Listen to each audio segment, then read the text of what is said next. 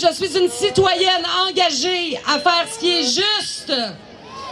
Pourquoi les médias censurent tout ce qui s'éloigne du narratif principal?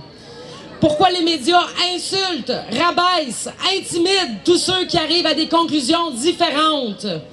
En gros, sur chaque article, partout, on voit le nombre total des cas actifs depuis le début de la pandémie, environ 64 000 personnes. Ça va faire. Présentement, au Québec, on est juste quelques centaines à avoir le COVID. Il n'y a pas de panique, il n'y en a plus de pandémie, c'est fini!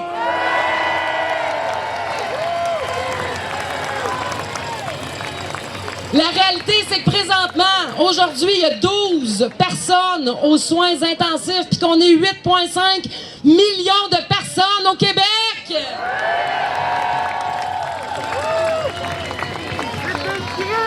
En passant, la France aussi se lève aujourd'hui avec nous! Yes! D'un bord à l'autre de l'océan, le peuple se lève, le peuple veut avoir la vérité!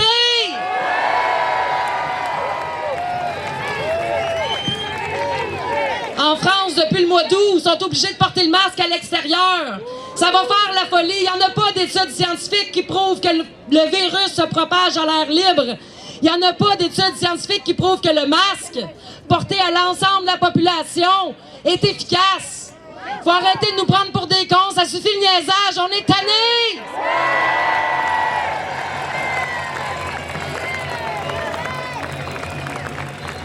Le prochain invité, je suis vraiment honorée de vous le présenter. C'est un homme qui me fait vibrer.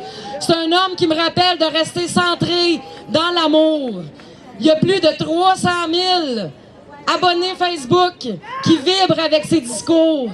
C'est un auteur, un conférencier, un formateur de réputation internationale. Je vous demanderai de l'accueillir chaleureusement. Jean-Jacques Crèvecoeur!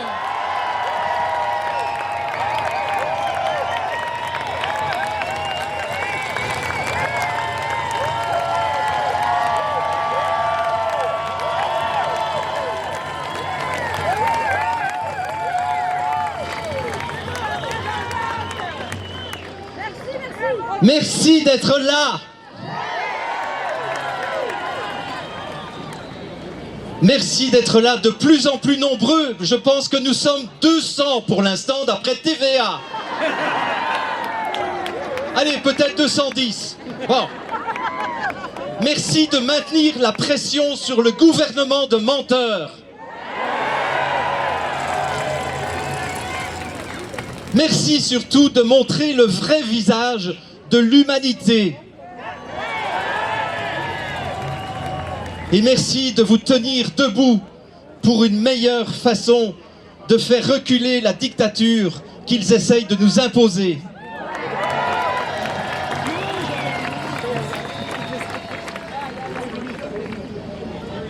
J'ai consulté les chiffres de l'Institut national de la santé publique du Québec ce matin.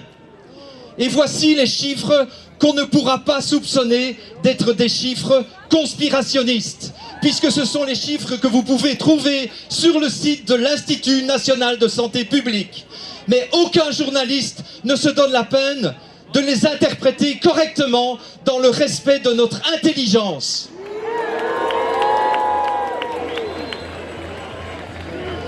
Sur 64 000 cas positifs confirmés, 57 000 sont rétablis sans traitement, sans vaccin, sans rien du tout. Ça veut dire 89% de la population. Alors pourquoi a-t-on besoin de masques? Pourquoi a-t-on besoin de vaccins?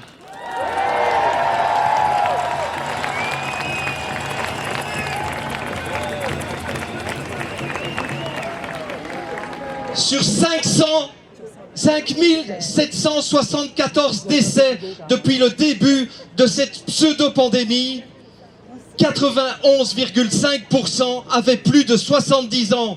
Ça veut dire qu'on a confiné le Québec au complet pour 491 personnes de moins de 70 ans. Est-ce que c'est vraiment raisonnable ?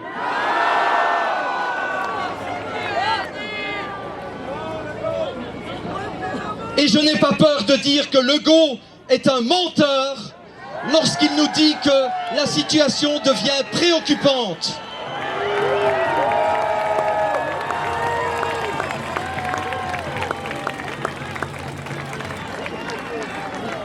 Toujours d'après l'Institut national de santé publique du Québec, qui sont les chiffres officiels, au mois de juin, nous avons eu 456 décès. Ça veut dire 15,2 décès par jour. Au mois de juillet, nous avons eu 82 décès, c'est-à-dire 2,6 décès par jour. Au mois d'août, nous avons eu 56 décès, c'est-à-dire 1,8 décès par jour. Et savez-vous combien nous avons de décès depuis le 1er septembre? 8. Ça veut dire 0,8 décès par jour. Est-ce que c'est une situation préoccupante? Je vous le demande.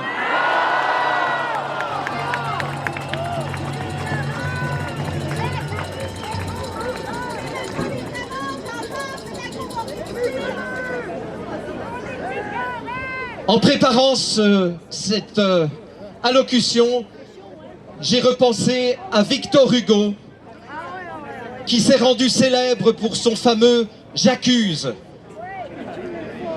J'accuse Justin Trudeau et François Legault d'avoir vendu le Canada et le Québec au lobby mondialiste.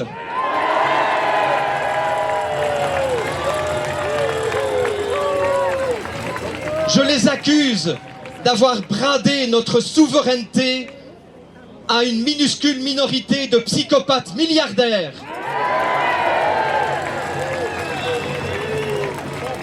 Je les accuse d'avoir dilapidé notre argent pour faire des cadeaux aux grosses compagnies qui flanquent leurs bénéfices dans des paradis fiscaux.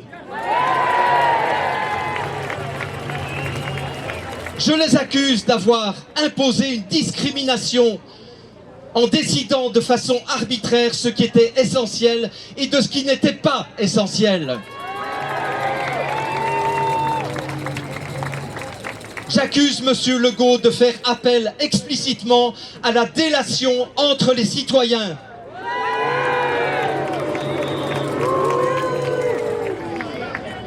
J'accuse la santé publique de manipuler les chiffres depuis le début pour mettre à l'arrêt l'économie de notre pays.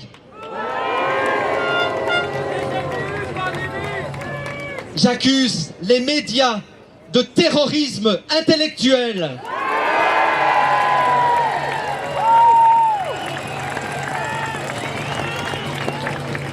J'accuse les journalistes pour leurs appels incessants à la haine, à la division et à la diffamation.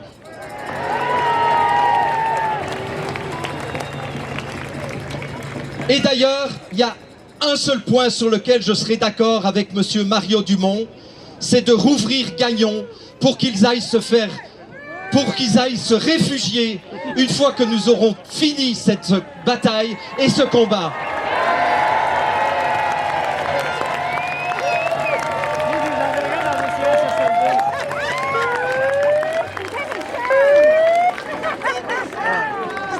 J'accuse Horacio Arruda, que je n'appelle plus docteur parce que je pense qu'il a oublié depuis longtemps ce qu'il a appris dans les facultés de médecine. Il a oublié ce que c'était une immunité et un système immunitaire.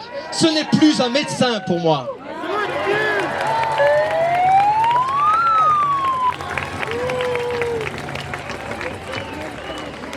J'accuse M. Arruda d'arborer son allégeance à Bill Gates et à l'Organisation des Nations Unies avec son petit badge qu'il arbore fièrement depuis toujours dans les points de presse quotidiens.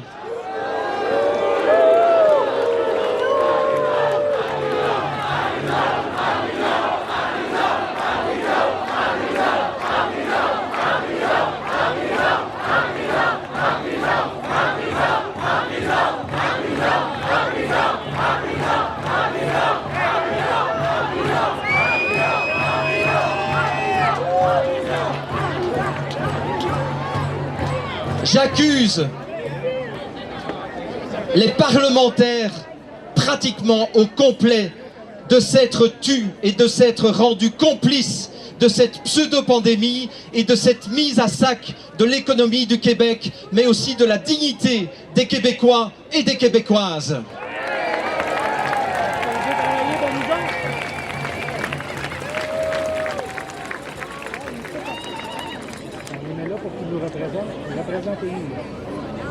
Je vous demande de désobéir fièrement et de façon non violente, parce que la violence est le piège dans lequel il veut nous piéger.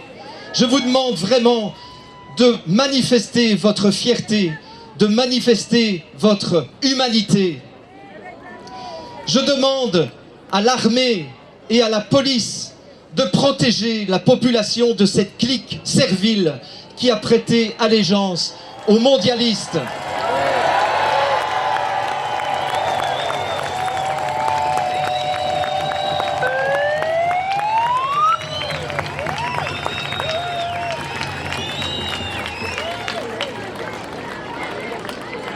Je demande au lieutenant-gouverneur du Québec de proclamer la destitution de ce gouvernement illégitime.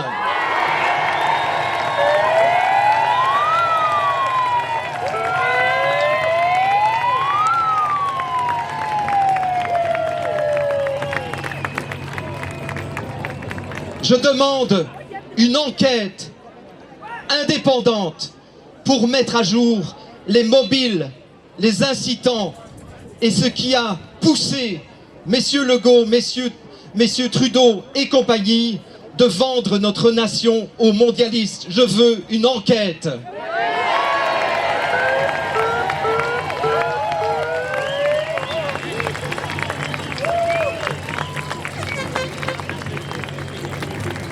Je demande aux entrepreneurs et aux commerçants d'arrêter de faire le boulot de surveillance policière que le gouvernement leur a demandé. Ce n'est pas votre travail de faire la police pour vos clients.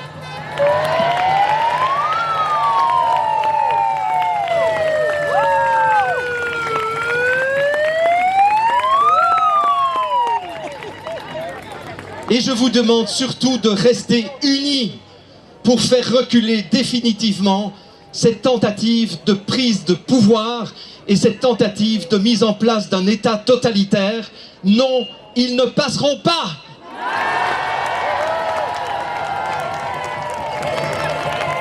Merci Jean-Jacques Crèvecoeur!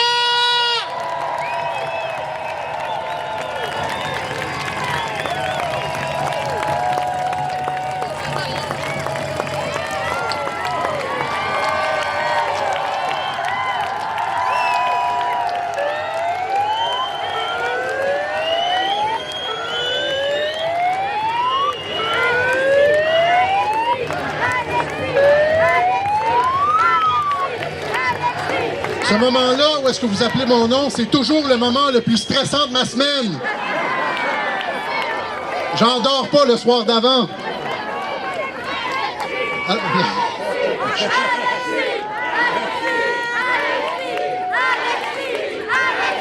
Juste 2 minutes. Je suis pas long, j'ai quelqu'un à vous présenter. OK, alors, bonjour tout le monde. Alors, notre mouvement est inarrêtable et contagieux. De plus en plus de Québécois commencent à se poser des questions. On le sait avec les sondages. Ils sont terrifiés. Les médias sont terrifiés, pas les Québécois. De plus en plus de personnalités publiques aussi commencent à douter de l'approche gouvernementale. Cette approche ne repose plus sur rien de scientifique. Je voulais vous dire que ça bouge en coulisses. On entend des choses, on reçoit des messages. Il y a des gens, des personnalités publiques qui commencent à se poser des questions. On n'est pas seul. Partout dans le monde, on observe ce qui se passe au Québec. Le Québec est un des endroits dans le monde où la contestation de la tyrannie technosanitaire est la plus avancée.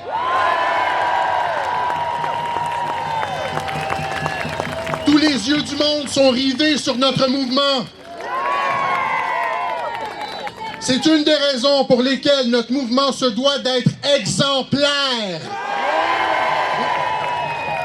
et rejeter toute forme de violence et d'intimidation. On sait que c'est la stratégie du gouvernement d'essayer de nous faire passer ça sur le dos. Ça ne marchera pas. La stratégie de la terreur et de l'intimidation, c'est l'État et les journalistes qui la pratiquent, pas nous.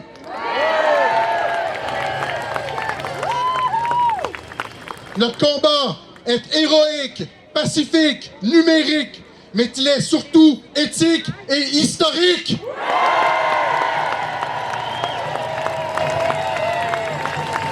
Nous sommes en train de marquer profondément l'histoire du Québec, un Québécois à la fois.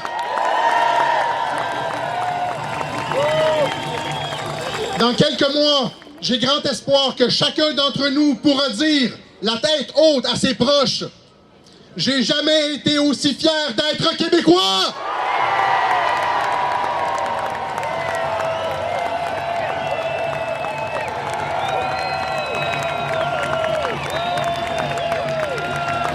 Maintenant, notre prochain invité.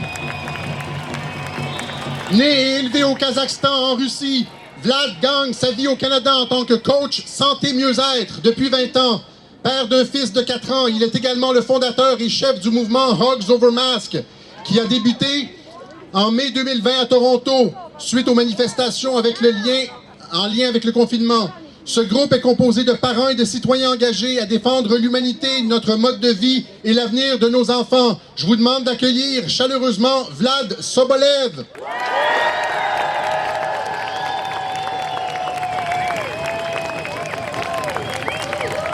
Bonjour Maria!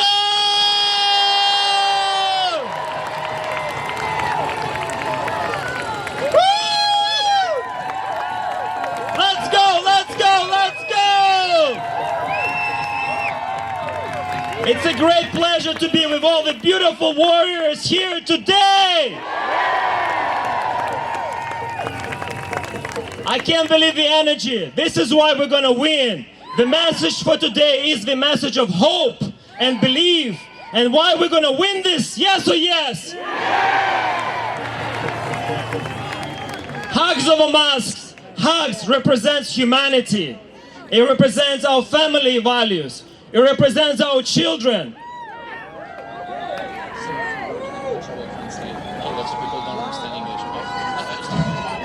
Yeah. So my name is Vlad. And I started Hugs Over Masks in Toronto in May during our end of lockdown protest. Alors son nom est Vlad, il a commencé en mai à Toronto, il a parti le mouvement Hugs Over Masks. On va traduire parce que pas tout le monde parle anglais. Hugs represents humanity, it represents family, it represents our children, and that's why we're here today. Yes or yes? C'est ça. Alors les câlins, ça représente l'amour, l'humanité, les enfants. C'est pour ça qu'on est ici aujourd'hui. This is not the first time. We've been here before. And what we know what's happening is because we study the history and we have perspective. And that's why we know we have to be on guard. C'est pas la première fois qu'ils viennent ici. Et puis nous devons être sur nos gardes. Donc, je te laisse continuer, j'ai manqué un petit bout. Sorry. I was born in Soviet Union. I was born in 1980. I lived first 11 years of my life in the Soviet Union. So I know what the tyranny looks like. Personally myself, growing up as a child. Alors lui, il a vécu en ex-URSS, il a vécu 11 ans la tyrannie. Et il sait c'est quoi la tyrannie. Et c'est la raison pour laquelle il est ici aujourd'hui, pour vous en parler. Perspective and history is what you either experience yourself or you study from the books or you study from your elders. For me, this is not a coincidence that they're trying to separate the children from our grandparents because grandparents know the history. Alors l'histoire, nous apprend que c'est pas un hasard pour lequel ils séparent les petits-enfants des grands-parents. C'est que les grands-parents ont une histoire, ils savent, ils ont une historique, ils ont vécu. C'est la raison pour laquelle ils séparent les enfants des grands-parents. Il n'est pas question que ça arrive. Thank you. What we need to know is we need to educate. We need to tell people the real facts. So Hugs Over Masks, more than anything, represents truth education platform to combat brainwashing and fear propaganda from the media and the government. Alors, Hugs Over Masks a une plateforme justement pour enseigner, éduquer, pour faire en sorte que vous ne tombiez pas dans le piège de la propagande. We also represent communities, local support communities. Here we representation of Montreal community and Ottawa community that came to support you here today. Hog Over Mask représente toutes les communautés culturelles, comme c'est le cas ici à Montréal aujourd'hui. In Toronto, obviously here, we have over 20 chapters all across this beautiful country. We have 7 chapters already in the United States, and we in Australia and UK, and today in Ireland, because this is a global battle to defend our way of life. Hog Over Mask a des chapitres, si on veut, des divisions un peu partout dans le monde, parce que c'est un combat qui est global. Alors, c'est Toronto, c'est un peu partout au Canada, et Montréal, et partout dans le monde. What I want to tell you more than anything is, first thing, we've been distributing these guys. We have more coming. This is what we can use to combat the brainwashing. This is educational and exemption flyer. I know the government here in Quebec is going extra force to mandate the mask and scare people with fines. We need to make sure that people educate about the exemptions. And this is the flyers to help you to do that. You can download from our website.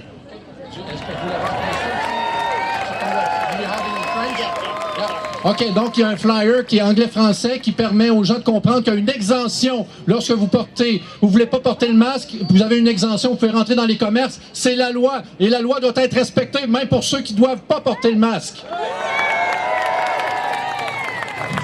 Donc vous pouvez aller downloader ça sur le site de Hog Over Mask. Yes. Hogsovermask.ca, you can download. We brought 30,000 of this here today for you, 30,000 of this. It's not just a mask. It talks about psychological effect. It talks about risk to public. When children are masked, they can be an easy target to kidnap. The psychological damage to our children is going to be unparalleled ever in the history of this world. Alors, ça va parler au niveau du port du masque, de toutes les conséquences psychologiques et physiques que peut avoir le masque. Donc, allez vous informer sur le site de Hog Over Mask. More than anything, we represent the youth. Hugs Nation has different chapters in terms of the branches we have in the youth. And what I want to say is why we're going to win this, because what we're fighting for is infinite and internal. It's humanity and our way of life. And our children has to be with us shoulder to shoulder. They need to know what's going on right now in the world. When going in schools, they need to be that one island of hope, that beacon of hope, that lighthouse for children who are feeling lost right now. Alors, c'est important d'incorporer les enfants dans cette bataille-là pour qu'ils comprennent ce qui se passe. C'est important, donc, sur Hog Over Mask, il y a de l'aide pour les enfants, justement. Phoenix over here is one good example. She went to school and she was the only child in 2 different grades that did not have a mask.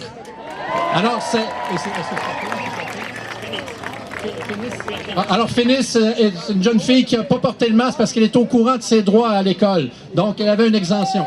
OK?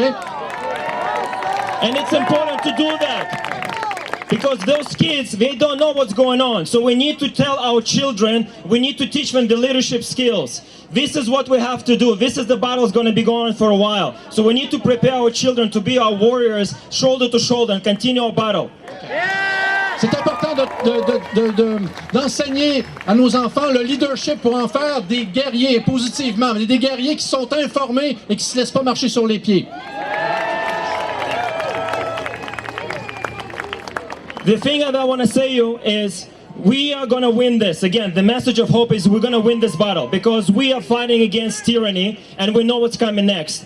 If you want to hear more, tomorrow we're going to be in La Fontaine Park at 12 o'clock. If you want to have and meet us again tomorrow at 12 o'clock, La Fontaine Park, Stephanie is our captain here from Montreal. We're going to stay here and be there. Get the shirts, get the flyers. We love you all. Stay healthy, everybody. We will win!